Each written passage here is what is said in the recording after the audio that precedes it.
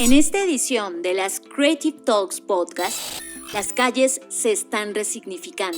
Sí siento una mutilación, sí siento como que hay esencias que se perdieron. Una de las cosas que me hizo reflexionar esto es, bueno, yo tuve la fortuna, y digo fortuna porque así lo sentí, de que podía estar en la calle y estaba con mis amigos jugando. Me encantaba jugar fútbol callejero, ya saben, donde no hay reglas y donde todo es de la calle, y esta esencia, este folclore, esta cosa donde aprendes a defenderte, donde aprendes a luchar, donde aprendes el lenguaje de la calle, como caché de palabras, y que solo, o sea, la verdad, solo te enteras o solo te expones a esta cultura, a estas ideas, cuando estás en la calle. Tus sueños como herramienta creativa. Que un investigador que se llama Eric Hall, que es profesor asistente de investigación de neurociencia en la Universidad de Tufts, en Massachusetts, dijo, oigan, tengo una teoría. Y la teoría es, los sueños extraños o los sueños raros, estos sueños que parece que no tienen explicación alguna, en realidad su función es prepararnos para lo inesperado. Los Juegos Olímpicos ahora permiten juegos virtuales. Y cuando yo leí esto dije, wow, ya estamos ahí. O sea, el tema de los deportes híbridos. Y hablamos de Invincible, de Amazon Prime. Esto que tiene que ver con la vida real, ¿no? Esto a qué se asemeja con lo que hoy estamos viviendo, a la deshumanización a la que nos estamos enfrentando. Hay muchas preguntas en la mesa a las que puede llevarte. O simplemente si quieres ver algo que te ponga a hervir la sangre, bueno, pues esta es una de esas series. Disfrute esta edición de Creative Talks Podcast.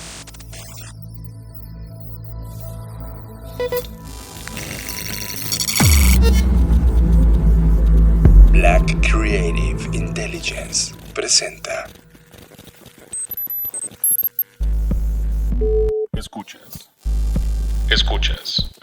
Escuchas un podcast de Dixo. Escuchas Creative Talks. El podcast donde hablamos de creatividad, futuro, innovación, medios, disrupción y emprendimiento. Con Fernanda Rocha y John Black. Por Dixo, la productora de podcast más importante de habla hispana. Por Dixo. Hola, ¿qué tal? ¿Cómo están? Bienvenidos a Creative Talks Podcast, el podcast donde hablamos de creatividad, innovación, negocios, diseño y futuros. Y están aquí ustedes para que yo les cuente cosas que nunca creerían. Esa es una referencia de una película que me encanta, así que he pensado seriamente que cada vez que inicie este podcast voy a comenzarlo con una frase de mis películas favoritas de ciencia ficción. El día de hoy me acompaña John Black. ¿Cómo estás, John? ¿Y qué opinas de esta iniciativa? Me gusta la idea. Hola, ¿qué tal? Soy John Black. Disculpen mi voz, está desgastada. Hoy estamos grabando a muy altas horas de la noche de un día que hemos tenido como 5 reuniones y ha sido un desgaste de voz espectacular. Perdón, hoy no voy a poder hablar tanto. De hecho, está destrozada mi voz. Ya, John, confiesa que a veces tienes que subirte a cantar a los camiones y al metro. Oye, está muy cool. O sea, ¿cómo se llama la artista esta que me encanta, que toca el piano? Flor Amargo. En serio, tengo que confesarlo. Yo no... Es más, todavía no sé qué tracks toca Flor Amargo, pero he escuchado entrevistas que le hacen en muchos podcasts donde lleva su instrumento y empieza a tocar música. Y su personalidad me parece una personalidad eléctrica. Me encanta la manera en cómo entiende la creatividad a la hora de componer música y en verdad me fascina. Y la verdad es que todas las personas que salen a la calle a poner esa creatividad en sus instrumentos y su voz, wow. ¿Y entonces qué? ¿Te fuiste con Flor Amargo a cantar y por eso estás así? Sería lo mejor para mí. Sería increíble un día invitar a Flor Amargo. Buenísimo. Pues vamos a comenzar porque el día de hoy, como siempre, como cada semana, tenemos bastante información. ¿Por dónde quieres empezar el día de hoy, John? Vamos al tema de la semana que me parece fascinante.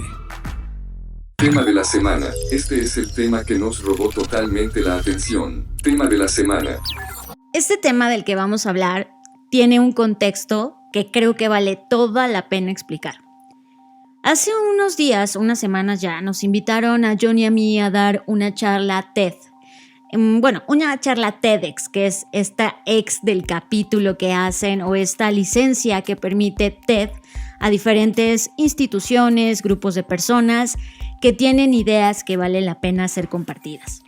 Bueno, el punto de esto no es esa invitación, sino que quienes están organizando todo esto son un grupo de jóvenes que están a punto de graduarse.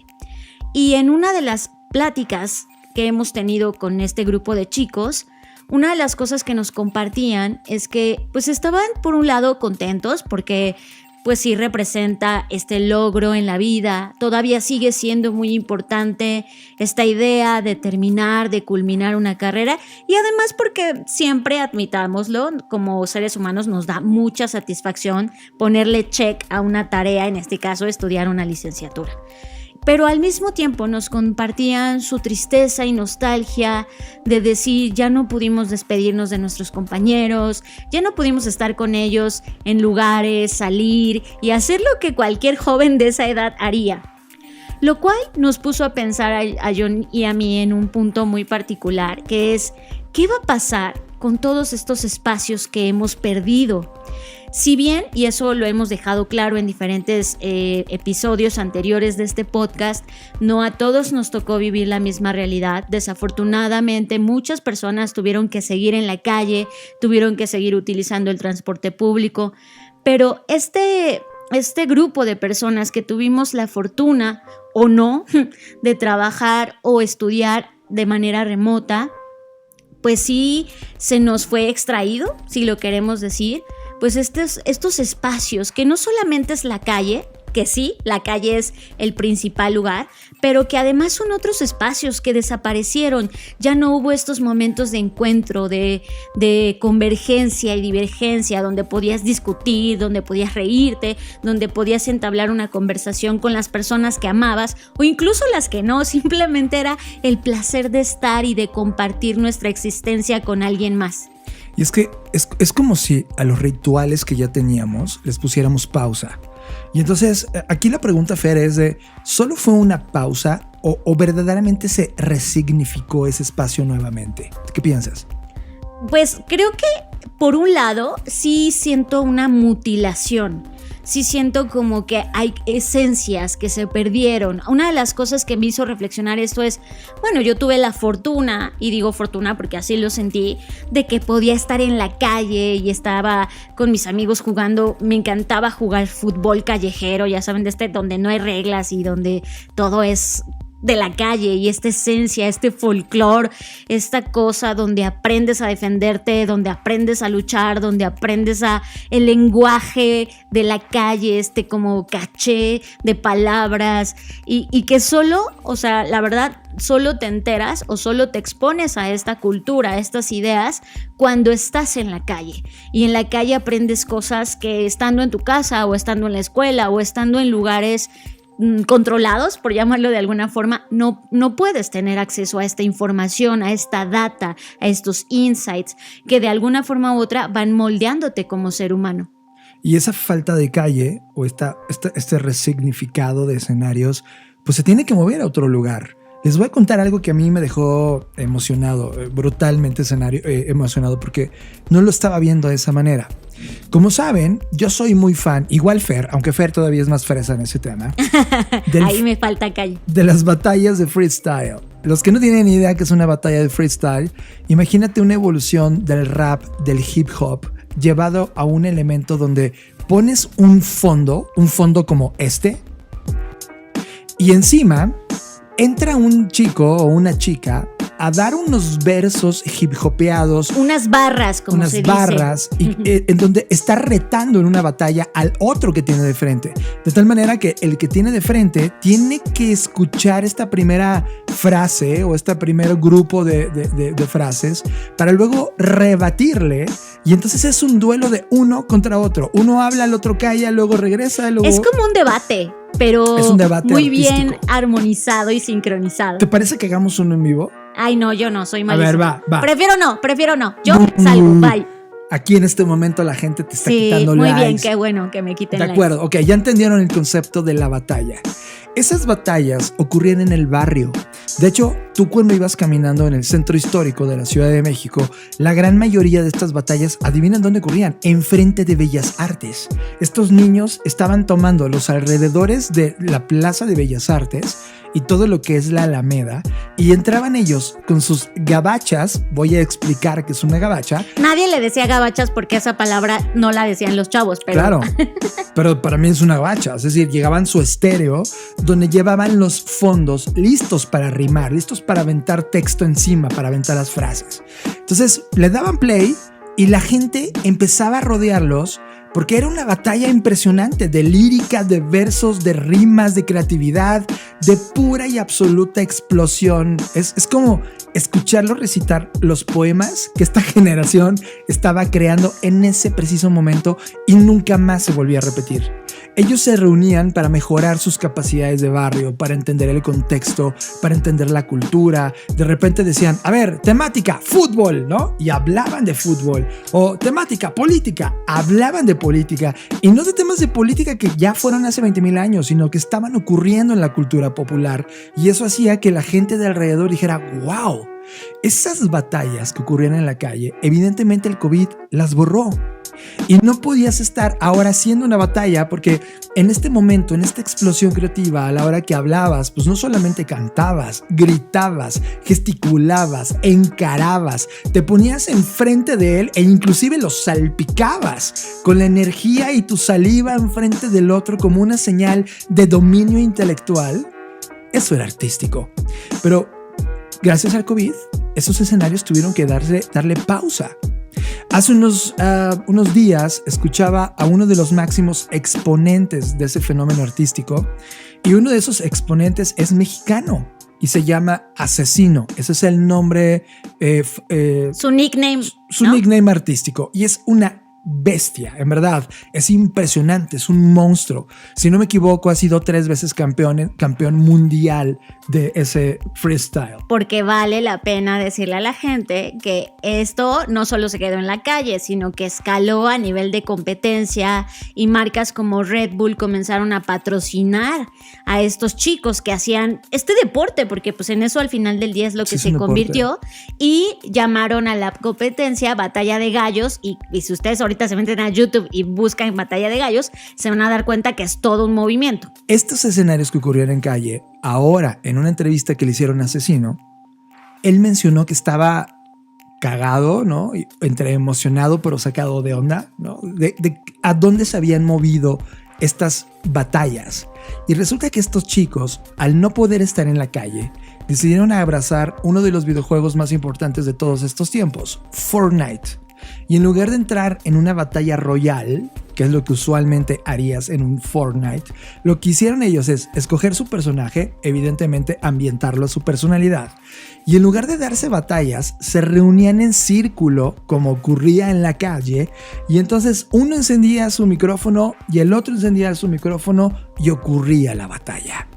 Es decir, se apropiaron de un espacio que no era para batallas, para crear batallas. Y eso a mí, a nivel personal, me llevó a cuestionar cuántos de estos fenómenos ocurrieron en el COVID, están ocurriendo ahora mismo. Y yo no sé, Fer, y era lo que te decía al inicio, si solo fue una pausa momentánea o este nuevo espacio virtual o estos nuevos lugares que tuvieron que utilizar para hacer estas batallas, ya se crearon, ya están ahí y van a aportar para resignificar por completo ese espacio. Es muy interesante porque lo vimos y también lo comentamos acá, por ejemplo, el tema de poder velar el cuerpo de una persona que falleció y cómo muchos de estos rituales se hicieron a través de streaming o de plataformas o de videojuegos como Animal Crossing, ¿no? Y entonces esto nos lleva a pensar que justo no es que la calle desapareció. Y ojo, estoy hablando de la calle no del asfalto, sino de la calle como constructo social. Y esto me lleva a pensar en eso, John, que este concepto de calle cambió. Ahora ya no puedo ir literal a la calle, al asfalto, al suelo a reunirme, pero convierto Fortnite o cualquier espacio virtual que hoy decida en esa nueva calle, en ese nuevo punto de reunión en donde sigo practicando estos actos tribales, claro, para poder, pues, ya sea entretenerme, aprender o hacer cualquier tipo de cosas que solíamos hacer en los espacios públicos. Sí, incluso la gente cuando dices una rima muy potente y la gente dice, que es como un burla, ¿no? Como diciendo, la bulla, ¿no? Te humillaron. Ahora aquí eran bailecitos de Fortnite, porque era la manera como decir, Entonces, yo no sé, en este choque, ¿no? Recuerden que nosotros al hablar de movimientos creativos y culturales lo vemos como una dialéctica, tesis, antítesis, chocando para crear síntesis. Esto que ocurrió con COVID-19 y este resignificado que estuvieron teniendo los momentos culturales tradicionales, en particular en la calle, la pregunta es, ¿en qué se transformaron? Y esto es algo que en este momento antropólogos, sociólogos, psicólogos deberíamos estar observando, porque si ocurren estas pequeñas manifestaciones, ¿qué ocurrió en el resto? Voy a poner un ejemplo. Cuando el fútbol soccer no podía llenar estadios, ¿no? Tuvieron que utilizar FIFA para crear una liga virtual. Eso de alguna manera puso en la mesa fue como un experimento larvario, un escenario conquistado, que antes era solo visto como un escenario de niños, pero que ahorita llegaba a un fenómeno profesional. Pero que, por ejemplo, en nuestro país, en cuanto se pudo acceder a los estadios, desapareció. No es algo que se quedó. ¿Quién sabe? Por eso es que es como claro, volvió al mainstream la final de fútbol, volvió al mainstream los equipos tradicionales en los estadios, pero no estamos observando si esa semilla de lo que ocurrió ahora mismo está comenzando a germinar y soltar la primera hoja. Y ¿sabes qué? Creo que sí. O sea, los que estamos pensando, y por eso decidimos hablar esto como tema central, es cuántas de estas semillas en este preciso momento están germinando y las vemos como un tema insignificante en un bosque de status quo, pero esa cosa distinta que ahora mismo está en la tierra y está empezando a poner unas pequeñísimas y grandiosas al mismo tiempo raíces, definitivamente pueden cambiarlo todo en el paso de los años y los días. Ahora, vamos a contrastar este tema porque no todo es miel sobre hojuelas ante esto que ha ocurrido. Hay otra cosa que también está ocurriendo de manera paralela y es como los espacios comunes que ya estamos hablando de la calle y estos lugares de reunión ya desaparecieron, o no por completo, aunque sea momentáneamente, porque no sabemos si esto llegó para quedarse o solo va a ser efímero, pero lo que ocurrió ante esta situación es que rara vez nos estamos aventurando fuera de nuestros vecindarios o barrios o ciudades. Por lo tanto, al perder el contacto con personas más bien fuera de nuestros círculos inmediatos, pues ahora lo que esto significa para nuestra vida es que solo estamos consumiendo realidades personalizadas. Y esto está disolviendo las historias de convergencia. Es decir, la calle de alguna forma también tenía un orden regulatorio en donde la calle te obliga, aunque no quieras, porque la calle no te pide permiso, a soportar y sostener y tolerar al de al lado, ¿no? Porque invade tu espacio, porque hay ruido, porque es un poco invasivo, por llamarlo de alguna forma. Sí. Y tú tienes que, ante ese escenario, desarrollar ciertas habilidades, ¿no? Y voy a poner un ejemplo de lo que ocurre en el metro de la Ciudad de México, porque he estado ahí. Y es como cuando te subes al metro, desarrollas una habilidad de poderte subir, incluso aunque parece que ya no cabe ningún alfiler más, ¿no? Y es como que, quién sabe cómo lo logramos, pero te subes al metro. Y esta habilidad la desarrollas pues ante ese escenario donde hay muchísima gente, donde tienes que llegar a tu trabajo, donde no te puedes dar el lujo de dejar pasar ese vehículo porque sabes que eso sería llegar tarde, etcétera. Y de repente, al no tener que vivir eso, pues dejas de desarrollar, así como ahorita nuestro sistema inmunológico ha estado mucho más protegido por el cubrebocas y por eso no nos hemos enfermado de gripa, etcétera. así nuestro sistema inmunológico de calle no se ha visto expuesto. Por lo tanto, estamos haciéndonos más o haciendo más eco de este filtro burbuja, de esta idea de este es mi mundo y solo estoy viendo esto, y no solo hablo de las pantallas, sino nuestras creencias y toda esta cultura que construye la calle. Y eso también es el lado negativo de todo esto, John, en donde si no hacemos y resolvemos como estos jóvenes que hicieron las batallas de gallos en Fortnite, si no encontramos nuevos espacios donde discutir, donde rapear, donde hacer las cosas que solíamos hacer en la calle, eso también puede jugar en nuestra contra como sociedad, como individuos y cómo nos interrelacionamos. Brutal. Inclusive varias personas, y este dato fue muy duro, Fer, estábamos viendo estadísticas que prácticamente arriba del 90% de todas las compañías que experimentaron home office, el 90%, un poquito más, no me acuerdo el dato exacto, era arriba del 90%, van a olvidar el home office y van a regresar 100% a la oficina. De tal manera que esta habilidad o este resignificado que tuvo durante más de un año este ejercicio de estar en nuestras casas, acaban de tirarlo a la basura. Pero en el fondo ya germinó algo con las personas que se sintieron cómodas en ese escenario y que probablemente están esperando un escenario híbrido, pero no van a tener oportunidad. Ahí es donde están esos fenómenos. Ahí es donde creo que hay una transformación que, si bien en este momento esa plantita que está germinando no va a ser apoyada por las personas que no la quieren ver, esa plantita va a romper el subsuelo y va a empezar a crear un árbol de realidad que para nosotros es una oportunidad. Por ejemplo, Fer, a mí algo que me volvió loco de todo este tiempo, que ya venía de tiempo atrás, pero estalló en esta pandemia, son estos ejercicios como de campeonatos globales, donde antes salías a la calle y salías con tus cochecitos a empujarlos y hacías tu carrerita en la pista. ¿El soapbox? No, mira, comprabas unos Hot Wheels, tú pintabas en la calle una carrera. Ah, una cuando eras niño. Cuando eras niño. Ya. Lo que hicieron los squinkles es que agarraron esta cosa de correr, esta máquina de correr de los Las papás, caminadoras. Las caminadoras. Entonces, sus cochecitos de Hot Wheels o de Mario Kart los formaban, encendían la caminadora, entonces los cochecitos por inercia iban haciendo una competencia que ellos iban transmitiendo en YouTube y en todos lados, ¿no?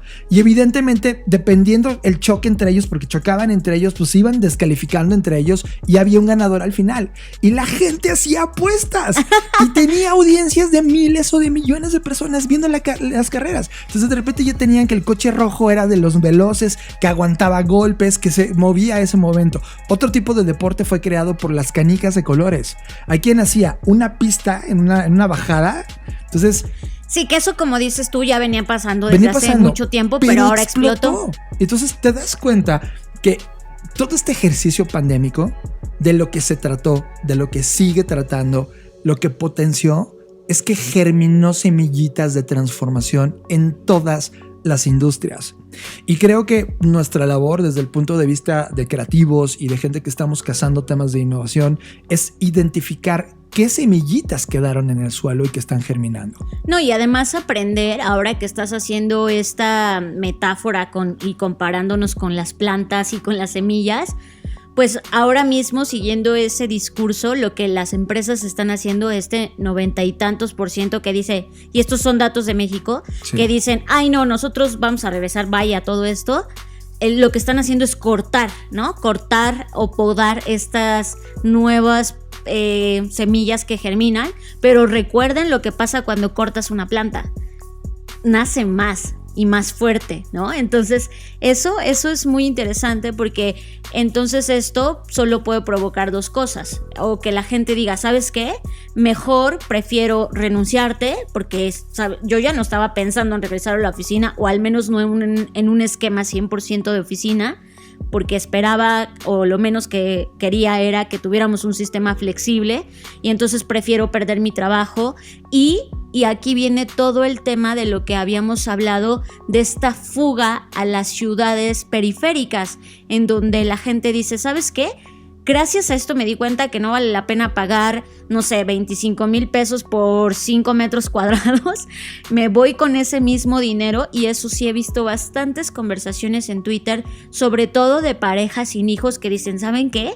Nosotros dejamos de pagar el departamento en Ciudad de México y con ese mismo dinero hay gente que se fue a vivir a Colima, a Puerto Vallarta, a vivir su sueño de vivir en la playa o a vivir su sueño de vivir ahí en la montaña más recóndita, porque se dieron cuenta que pues esto no es calidad de vida, ¿no? La centralización, por supuesto, que no es una buena calidad de vida. Y ojo, tampoco quiero meter el discurso, y eso sí lo digo, de pues entonces todos vámonos a las periferias. Hay gente que es citadina, ama la ciudad, está dispuesta a soportar la contaminación, el smog, porque le encanta estar aquí en medio del caos, lo cual está bueno. No es una imposición de ahora todos tenemos que tener cierto estilo de vida. Cada quien elige qué estilo de vida quiere vivir, pero lo que estoy apuntando es que sí mucha gente se dio cuenta que no era necesario o forzoso estar en el centro de la ciudad para poder tener o al menos una calidad de vida pues asequible y confortable. Y claro, o sea, hay gente que en este año y medio, como tú dices, Fer, sí decidió por eso. O sea, fue de, oye, tengo más de 30 años, ya viví en esta ciudad, ya no la soporto, y empezaron a tomar decisiones en su calidad de vida, Fer, y ahora que los están llamando a las oficinas, ¿no? De repente los líderes de las oficinas es, ay, no, yo te quiero aquí, yo quiero ver cómo todos los días inviertes 2 horas para venir, 2 horas para regresarte, y me trabajes de 9 a 5, Ok, eso es lo que tiene que ser, es el status quo, y de repente dices, puta, sí estamos en un punto, somos complejos los humanos, es de, acabamos de experimentar una de las alzas más interesantes de cuestionamiento y la van a perder. Y es cuando te queda este tema de, bueno, ¿esto fue un tema de resignificado o solamente se va a convertir una vez más en los que se den cuenta de la oportunidad, los que van a tomar esta ventaja? Y lamentablemente creo que se está convirtiendo en eso. Estás conectado a Creative Talks Podcast. No he conocido en mi vida una persona que no haya tenido un sueño loco, o al menos raro, que haya dicho, oye, soñé esto, no le encuentro sentido, no estaba pensando en eso, no me dormí viendo estas películas que a veces te provocan pesadillas. No, era un día normal donde no había ocurrido nada extraordinario o nada fuera de lo común. Me fui a dormir y soñé una cosa rarísima que te deja cuestionándote y preguntándote las formas extrañas mediante las cuales funciona nuestro cerebro y que son todavía incomprensibles para el conocimiento que tenemos en este momento. Yo creo que a ti te ha pasado, porque les digo, yo no he conocido a alguien que no, y si no te ha pasado, wow, serías la excepción ante este dilema o este problema que estoy planteando. Pues ante este escenario, resulta que un investigador que se llama Eric Hall, que es profesor asistente de investigación de neurociencia en la Universidad de Tufts, en Massachusetts, dijo, oigan, tengo una teoría. Y la teoría es, los sueños extraños o los sueños raros, estos sueños que parece que no tienen explicación alguna, en realidad su función es prepararnos para lo inesperado. Obviamente cuando yo vi esto dije, a ver, cuéntame todo, cuéntame más, y me metí a profundidad a esta investigación y resulta que además este profesor, que además vale la pena decirlo, es muy joven, o sea, no es el tipo de neurocientífico que estamos acostumbrados a ver, ¿no? De la vieja escuela quizás, o que ya tiene una edad avanzada. Es un chico muy joven que ha estado poniendo justo en la mesa nuevas hipótesis que son totalmente para mí necesarias y llamativas además, porque rompen con lo que hemos venido aprendiendo de la neurociencia.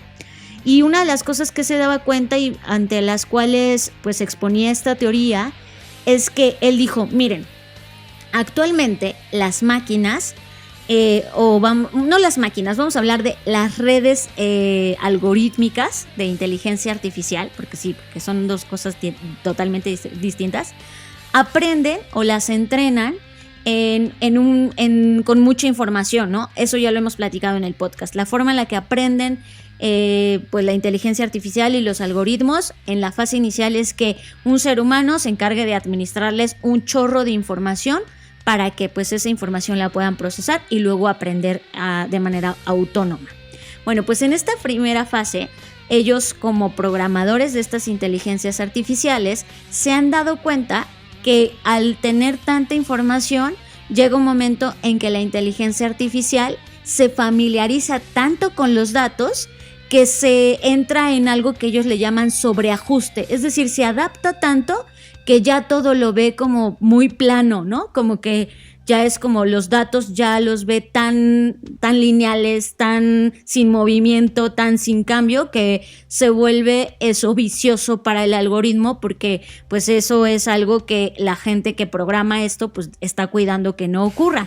Por lo tanto, ellos lo que hacen para que este sobreajuste no le ocurra al algoritmo es que introducen algo de caos en los datos, cosas ruidosas, entradas corruptas, para que el algoritmo vuelva como a tomar interés de esos datos y vuelva a procesarlos de otras formas.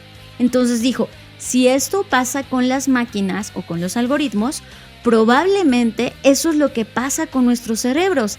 Tenemos tanta data que ya nos parece normal, que ya no nos sorprende, que podemos ver un arcoíris y decir, un arcoíris, o en el caso horrible extremo de poder ver una muerte y decir, un muerto más. Pues entonces lo que pasa es que el cerebro tiene este sistema de autorrespuesta donde dice, oye, pues a ti ya nada te mueve, ¿no? Ya nada te divierte, ya nada te entretiene. Pues aquí te voy a mandar estos sueños locos que no tienen realmente un sentido o no les ve sentido, pero que su propósito no es que les vea sentido, sino que te preparan para algo inesperado o que te sacan de esa normalidad en la que estás sumergido en ese momento. Lo cual me parece una locura y me da todo el sentido. O sea, es como esta teoría podría ser real. Y justo cuando empecé a reflexionar sobre los momentos de mi vida en los que he tenido los sueños más locos, han sido dos caminos. Uno, porque me dormí viendo películas de terror y entonces mi cabeza se pone a trabajar y ya en el sueño me sale el mismo monstruo o lo que sea. O dos, justo en mis periodos de más estabilidad, donde nada está pasando, o al menos tengo la percepción de que nada nuevo ocurre, es cuando he tenido mis sueños más locos. Y dije, entonces puede ser que a partir de eso, y obvio lo estoy contando desde mi experiencia, esta teoría tenga razón y me pareció una locura que nuestro cerebro tenga ese modus operandi de decir, aquí te va un electroshock para que despiertes, para que vuelvas a tomar interés, para que salgas de la monotonía. Y no sé ustedes, pero a mí me pareció algo increíble.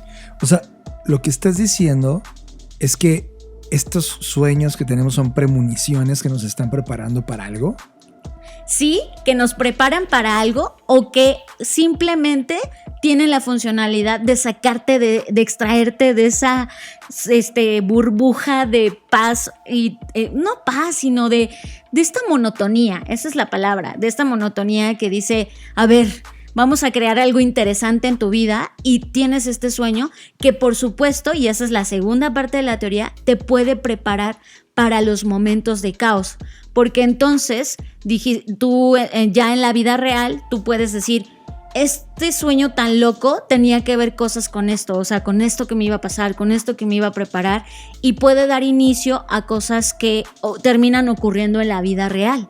Claro. Voy a hacer una analogía y esto te va a sonar un poco poético.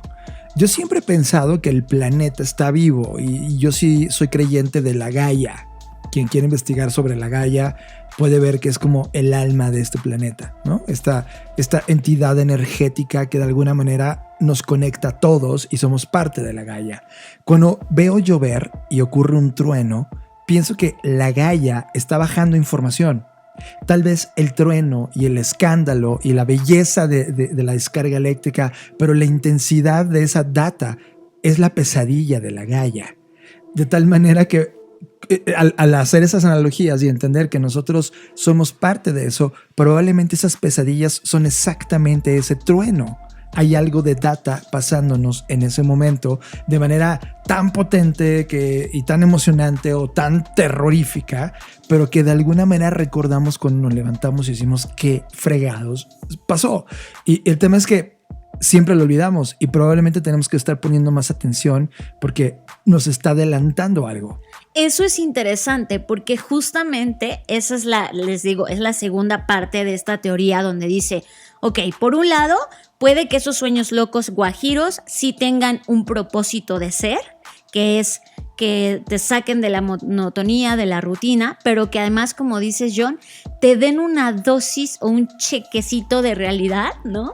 De lo que puede ocurrir. Y entonces te preparen para ciertas cosas que tú dices, ay, no, eso es muy loco, y de repente, pum, ocurre, ¿no? Entonces, es como un conjunto de variables que generan un entrenamiento limitado, un mini entrenamiento que ocurre dentro de un sueño, que es un medio controlado, si lo queremos ver así, donde pues no te va a pasar nada, si te mueres en el sueño, no es como que te mueras en la vida real, pero te preparan para para estas realidades que a veces no están lejos de los sueños más locos que hemos tenido.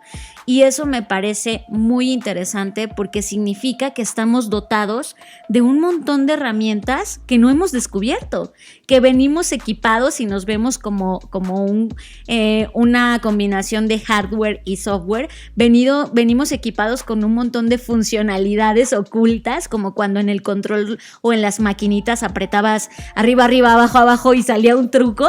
Izquierda, derecha, izquierda. Ajá, exacto. No sabemos qué botones pueden activar cosas nuevas que no hemos descubierto. Y fíjate que yo hago eso, Fer. O sea, creo que este pedazo del podcast puede ser los sueños como herramienta creativa. Y yo lo que hacía, ya estando más adulto, casi no lo ocupo por güey, la verdad. Pero antes, sí, verdad, olvidé esa técnica creativa. Cuando quería resolver un problema, antes de dormir, pensaba profundamente en ese problema. Es de, a ver, voy a pensar en X problema. Y me ponía a pensar en él, profundizaba en mi cabeza y eventualmente, y de hecho muy rápido, me quedaba dormido. Cuando despertaba el otro día, tenía la respuesta en mi cabeza. Es decir, toda esa serie de conexiones nocturnas, sueños y pesadillas hicieron que trabajara con mi RAM y con mi CPU apagado, pero con el otro encendido para poder encontrar la solución. Y al otro día me levantaba con la convicción de que ya lo había encontrado, lo escribía. Siempre tengo una libreta a un lado y escribía. De tal manera que, en serio, a veces de forma irresponsable, podía pasar todo el día normal sin atender el maldito problema. Y cuando llegaba la hora de dormir decía, a ver, piensa en él. Y pensaba en él y al otro día me iba a la junta a decirle la respuesta. Es decir, el sueño o tu momento de dormir como proceso creativo, ojo, hay que dominarlo, no vayas a hacerlo ahorita de hoy para mañana porque si no está entrenado vas a llegar a nada, ¿no? Pero tienes razón, hay algo ahí que hay que explorar y analizar. Y lo cierro con otro fenómeno, que aquí eso no está en la investigación, eso es otro fenómeno aparte, pero que tiene todo que ver, y es, uno, últimamente, y regresando al tema de las cosas nuevas o rituales nuevos que pasaron en la pandemia, es que la gente le comenzó a prestar más atención a sus sueños. Incluso había journals de sueños, donde tú en una libretita la podrías convertir en una documentación de tus sueños. Entonces ponías la fecha, había un espacio para escribir y ahí pues redactabas qué es lo que habías soñado, y había otro espacio para que dibujaras un poquito más o menos pues lo que había pasado, ¿no?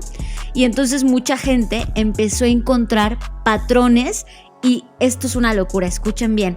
Soñaban a la misma persona, personas que no se conocían y que estaban en otras latitudes. Y eso lo sabían porque empezaban a documentar sus sueños y lo subían ahí a sus redes sociales. Y de repente una persona estaba así scrolleando en sus redes y decía, un momento, esta es la misma persona que yo también soñé. Y de repente empezaban a hablar y decían, ¿cómo lo soñaste? No, pues en tal cosa, ¿no? Pero es que yo también lo soñé. Y entonces empezó como este fenómeno que se puede ver como este sesgo cognitivo de reacción en cadena, donde alguien dice y muchos dicen, entonces ya todos dicen que vieron a esa persona. Puede ser, pero también puede ser que no. O sea, por eso les decía, igual tenemos aditamentos o funcionalidades de las cuales todavía no nos enteramos, pero al menos, y fuera ya de esa locura, que ahí seguro ya se quedaron picados, búsquenlo, de verdad, eso que estoy diciendo no es mentira, busquen así en YouTube o en Google, personas que han soñado a la misma persona y se van a dar cuenta que esto es real. Pero más allá de eso, me interesa el punto que mencionas, John, de verlo como una herramienta creativa y como una forma también de entrenar a nuestro cerebro, de darle foco a ciertas cosas. Y como dices tú, no es como que lo vas a ir haciendo todas las noches de tu vida, porque entonces nunca vas a poder descansar, y sabemos que las horas de descanso, más allá de las horas de sueño, son importantes. Pero creo que de pronto sí podría servir esto como una herramienta de resolución de problemas, o de resolución de problemas a través de la creatividad. Y qué interesante, lo voy a intentar. Nunca he intentado, o sea, sí he podido, y con eso quiero cerrar, sí he podido decir, ay, me encantaría soñar con esto, y sueño con eso. O sea, sí he podido orientar o sesgar mis sueños, pero nunca lo he hecho para resolver algo. Un día lo voy a intentar. Radar. Hemos activado el radar de tendencias de la Black Creative Intelligence y te traemos la tendencia que más nos llamó la atención. Radar. ¿Qué pasaría si les cuento que el béisbol virtual, oyeron bien, el béisbol virtual es oficialmente un deporte olímpico?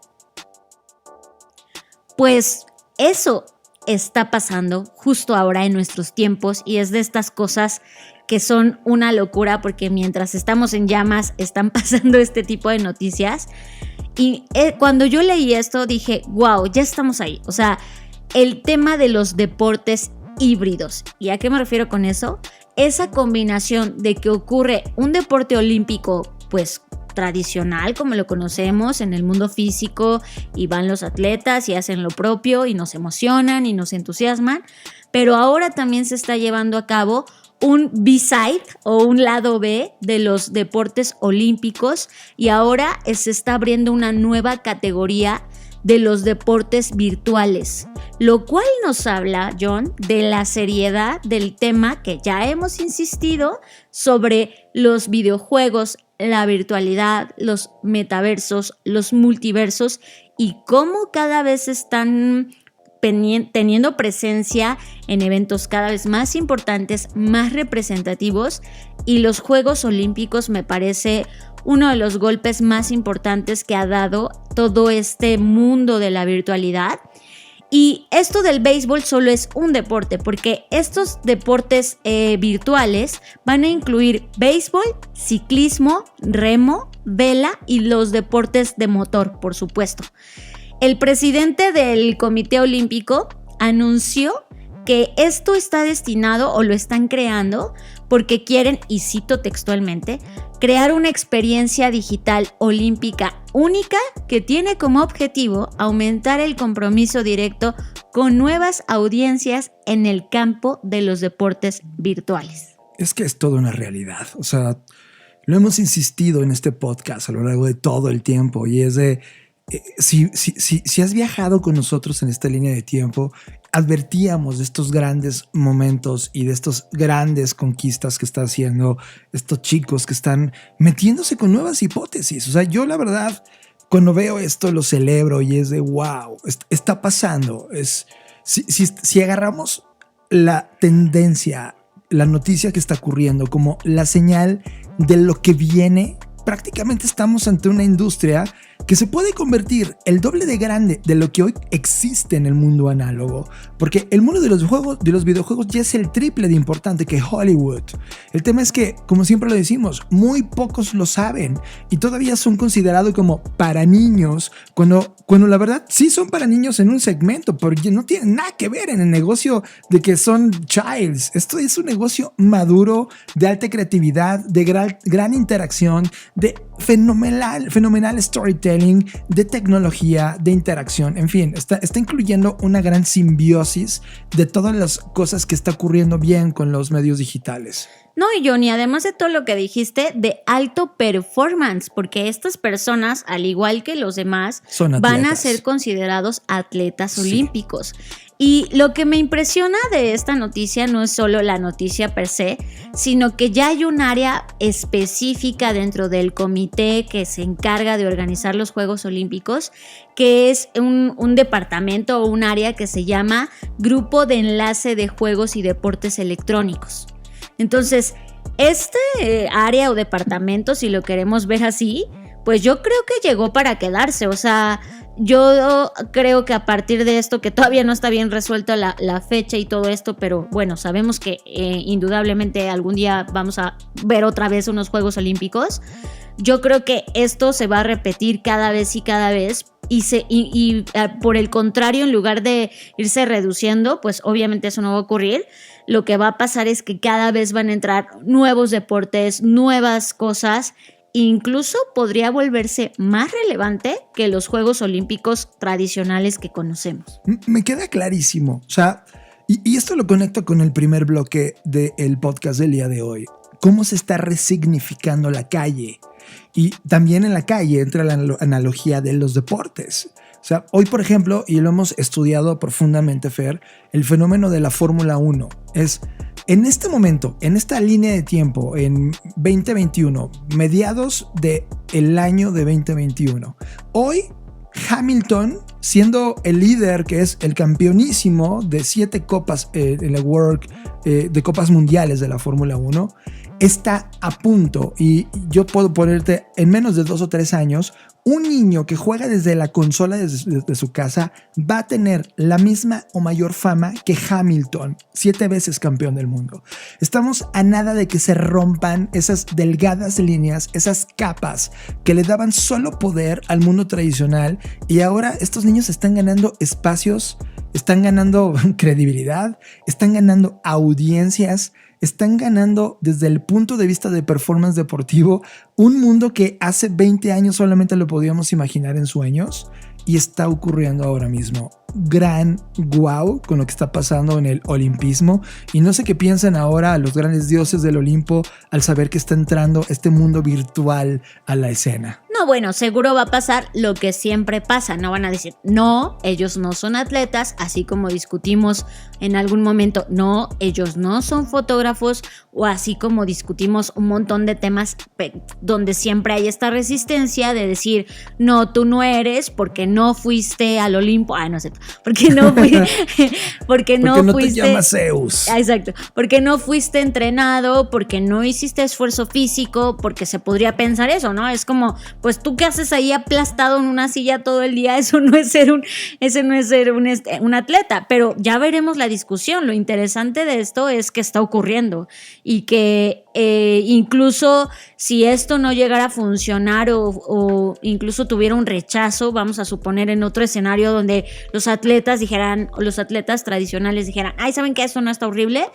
Pues yo estoy segura que estas Olimpiadas de Juegos Electrónicos sí o sí vivirían con o sin la aprobación del Comité Olímpico tradicional. Yo creo que buscarían su espacio para poder vivir. Sí, es más, me gustaría una frase que dijeran, mírame cómo lo hago. Hold my beer. Pues sí, entonces eso es lo que está pasando. Yo les invito a que estén atentos de esto. De hecho, esto comenzó desde el mes pasado, y digo mes pasado porque ahorita ya es junio. Empezó la segunda semana de mayo, va a terminar a finales de este mes. Ya se están llevando diferentes juegos, diferentes sedes, diferentes todo. La agenda está justo en la página de las Olimpiadas, que es olympics.com. Ahí están todas las noticias. Y creo que vale la pena seguirlo de cerca, sobre todo pues como personas que estamos en esta industria creativa, porque esta es una extensión más de la industria creativa y hay que estar muy atentos con todo esto que está ocurriendo, que además vale la pena resaltar, es parte de un proyecto que es la Agenda Olímpica 2020+5, así se llama el proyecto. Entonces, como les decía, no es algo que solo se piense así de, ay, pues es que lo hicimos porque pues no había gente y ahora todo digital. Es algo que ya se venía trabajando, que por supuesto por la situación de la pandemia se aceleró, pero que es un plan muy bien estructurado. Estuve leyendo la agenda y hay diferentes recomendaciones, y esto también apunta, John, para temas de inclusión. Y eso me parece muy interesante, porque justamente en estos juegos también están pensando que personas con discapacidad visual o con algún otro tipo de peculiaridad o singularidad puedan participar en diferentes disciplinas. Y esto también me entusiasma, ¿no? Porque, pues por un lado, el tema de las Olimpiadas, siempre estás acostumbrado a ver, en las Olimpiadas tradicionales, ¿no? Siempre estás acostumbrado a ver, pues como al mejor cuerpo, al más rápido, al más fuerte, etcétera. Y de repente también el resignificar, como lo estábamos diciendo, no solamente el concepto de las Olimpiadas, sino también quiénes o quiénes no pueden acceder. Creo que eso también está muy interesante, en donde de alguna forma se democratiza el que cualquiera podamos formar parte de estos Juegos Olímpicos. Media, todos los contenidos que estamos viendo, series, videos, media.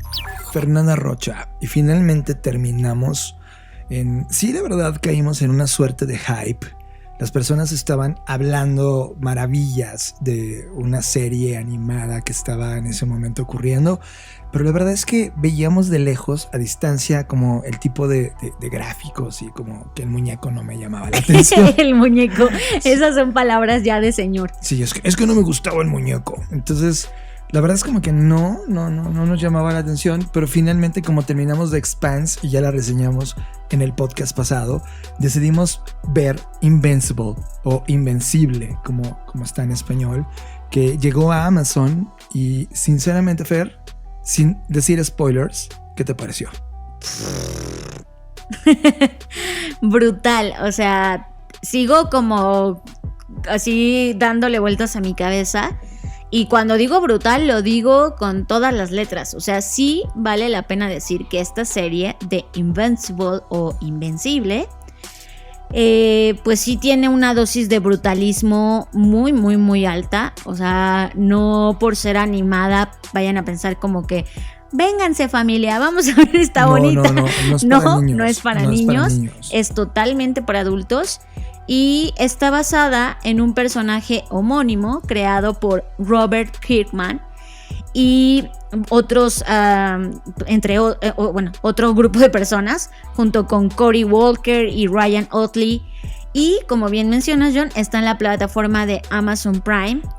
Pero de verdad es una locura, y sin decir spoilers, la historia parece que va a ir ligera, ¿no? Como que un adolescente que es normal, en términos obviamente entre comillas, y digo la normalidad vista desde que no tiene poderes, o sea, es cualquier ser humano corriente, pero pues de repente se entera de una noticia que va a cambiar su vida y que lo va a cambiar a él y que le va a traer pues sí poderes, pero además no solo eso, sino que a lo largo de cada capítulo tiene una narrativa, sí, y una relación con su padre que va increciendo y que dices, ¿a dónde me está llevando esto, no? ¿Saben cómo se siente? Como si te subieras a un auto y la persona que va conduciendo va muy tranquilita ahí como que paseando por la Alameda y de repente mete un acelerador y sabes que se van a estrellar contra esa pared, y ese sentimiento de que vas a chocar lo mantiene la serie todo el tiempo hasta que sí, finalmente terminas estampándote con la pared y es esa narrativa que pues que por un lado la podrías tomar como de qué horrible, ¿no? Sí podrías decir qué horrible, qué es esto, qué horror que estoy viendo, tanta brutalidad, pero si logras superar eso, también podría llevarte a hacerte nuevos cuestionamientos de decir, esto que tiene que ver con la vida real, ¿no? Esto a qué se asemeja con lo que hoy estamos viviendo, a la deshumanización a la que nos estamos enfrentando. Hay muchas preguntas en la mesa a las que puede llevarte. O simplemente si quieres ver algo que te ponga a hervir la sangre, bueno, pues esta es una de esas series. No por ser animada la subestimen, como nosotros lo hicimos, como decía John, ay, el muñeco está muy feo. De hecho, los primeros 30 minutos sigues subestimándola. O sea, es como, sí, son como las Tortugas Ninja, ¿no? Tipo de animación así. Y no te sorprende a cómo acaba este primer capítulo. Es como de, ¿what? ¿Qué acabamos de ver? Y así te lleva todo el resto del tiempo. Mira, Fer, pasa esto. Siempre, históricamente hablando, los grandes superhéroes de la historia de la humanidad ocurrieron en los tiempos de mayor crisis humana. Así fueron haciendo cada uno de los personajes que hoy amamos de Marvel y de las historias que de ustedes... Stanley. Sí, de Stanley, etc. Creo que este cómic animado sí es un antes y un después. O sea, tiene matices de The Watchmen. Tiene The Boys. The Boys. A The Boys lo hace ver The Boys, ¿sabes? Es como, estos son de chicos. O sea, esto se está llevando a un nivel extraordinariamente alto. Para hacer algo animado, pone a la humanidad en un grado de cuestionamiento importantísimo. Es como de, ustedes humanos, ¿no? Wow, con esa crítica es brutal. O sea, hablamos de brutalismo gráfico, o sea, y de una realidad que dices, wow, estos no me están intentando decir que al final todo se pintó de color rosas y que, como lo y que que habíamos amor, hablado de Love, Death and Robots, ¿no? que justamente eso nos cagó y hicimos una reseña del podcast. Sí, anterior. la vida fue como que nos dijo, querían ver algo. Brutalismo, toma esto. Hasta me dejó sin voz, fíjate, mira cómo estoy. En verdad, tenemos una muy buena suerte porque hemos estado ligando contenidos increíbles uno tras otro. Yo, la verdad, si acabas de terminar de ver The Expanse, que lo dudo porque generalmente tu experiencia va a durar 3 meses de estarla viendo, al final sí termina viendo esta serie animada de Amazon que se llama Invincible. Yo la verdad estoy picado porque además ya anunciaron la 2ª y 3ª temporada. Ay, no. ¿Qué va a pasar? No, de verdad está muy cañona. Y yo me muero porque soy esa persona tradicional en ese sentido, en tener la novela gráfica, o sea, física. Sí, la quiero tener. Siento que es algo que vale la pena coleccionar, tener, ¿no? Y bueno, pues ya veremos qué pasa en la 2ª y en la 3ª. Yo no sabía de la 3ª, sabía que iba a haber una 2ª, no una 3ª. Ahora ya me emocioné el doble. Más. ¿Sabes también qué sentí a veces? A The Umbrella Academy en cierto momento. Claro, también está como este humor raro, sí. Que de repente dices, ¿por qué me estoy riendo de esto? Y te sientes mal contigo mismo. Es un mashup, ¿no? De muchas cosas. A veces Spider-Man también por ahí. Que eso justo era con lo que quería cerrar, John. O sea, no es casualidad que estemos poniendo en la mesa como creadores estas ideas o estos cuestionamientos existencialistas, por supuesto, pero que ya no solo tienen que ver con nuestra existencia en el sentido de ¿por qué estoy aquí?, sino en el sentido de que somos tan inverosímiles si nos ves desde el punto de vista universal, donde solo somos este chispazo, este puntito, este grano de arena en una cosa gigante de la cual no tenemos visibilidad total, ¿no? Hay cierto universo observable del cual pues sabemos muy poco. Y esto te pone de nuevo en la mesa, junto con todas las narrativas que ya contamos, de Boys, de Umbrella Academy, sobre, pues, si realmente somos importantes y si sí lo somos, ¿por qué? Y cómo en realidad nuestra existencia en términos de línea del tiempo es tan corta, es tan... así como trueno los dedos y ya pasó, ¿no? O sea, eso es lo que a mí me pone a pensar hacia dónde se están orientando. Si las tuviéramos que conectar, yo veo patrones muy claros entre una narrativa u otra donde se exponen nuestra decadencia, nuestras cosas malas, nuestros monstruos, nuestros propios demonios, pero al mismo tiempo como que hay esta caricia o esta calidez de decir, o esta incluso ternura dentro de esta brutalidad de decir, es que hay ciertos chispazos, que no voy a decir cuáles, cada quien los va a interpretar desde su punto de vista, pero hay ciertos chispazos que son los que nos hacen ser humanos, que son los que hacen que todo ese sinsentido tenga un poco de sentido. Y me quedo con eso, porque significa que en términos narrativos las conversaciones están subiendo de tono, están subiendo de nivel. Si hiciéramos un análisis, y seguramente a final de año nos vamos a dar ese permiso de hacerlo, sobre cómo las narrativas, no sé, de los 80s y luego de los 90s, por ahí alguien hacía un ejercicio parecido analizando a los villanos y analizando en específico a los diferentes El Guasón que ha dado la historia, ¿no? Pero si hiciéramos eso no solamente con la película de Batman, o no solamente con una sola historia, sino con las historias que emergieron en ciertos años, veamos qué discurso dice. Y yo creo que hoy es un discurso avanzado, es un discurso que cuestiona, que nos pone de frente nuestros males, pero que al mismo tiempo nos pone de frente que este sinsentido que a veces hemos descubierto que tiene estar acá, se llena o de alguna forma u otra lo sobrellevamos gracias a que hay chispazos de nuestra humanidad que nos tienen aquí y que permiten que sigamos existiendo de maneras a veces inexplicables o incluso improbables, pero que estamos aquí y que hay un montón de cosas que podemos todavía hacer mientras sigamos respirando. Estás procesando Creative Talks Podcast. Y con esto llegamos al fin de las Creative Talks Podcast. En verdad me disculpo por esta falta de voz. O sea, yo creo que, disculpen, ha sido un día intensísimo, pero no hay nada que me haga más feliz que haber terminado este día con ustedes. Gracias por escucharme. Yo fui John Black. John, comparte con la audiencia que tienes nuevas redes sociales. Sí, he dejado de llamarme @Jonathan Álvarez y ahora soy @JohnBlackbot. Lo que hice fue pedirle a las redes sociales que me cambiara mi username y sí me dieron permiso. Todavía en Instagram están como en veremos, o sea, de repente me dice que no hay ningún usuario y que me hace el cambio, pero no me lo hace. Ya buscaré cambiarlo, pero al menos en Twitter sí es @JohnBlackbot. Y yo soy Fernanda Rocha, a mí me pueden encontrar como @FernandaRoche.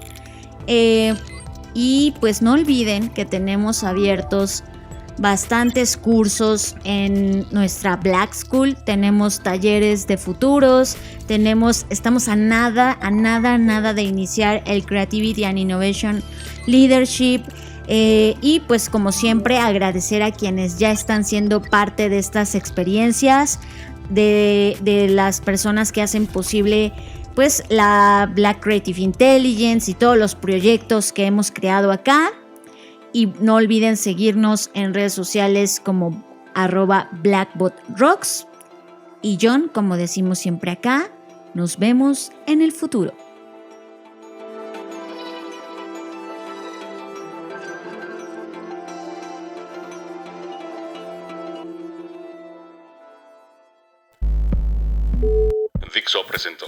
Dixo presentó Creative Talks, el podcast en donde hablamos de creatividad, innovación, medios, disrupción y emprendimiento. Con Fernanda Rocha y John Black. Por Dixo, la productora de podcast más importante de habla hispana. Nos escuchamos en el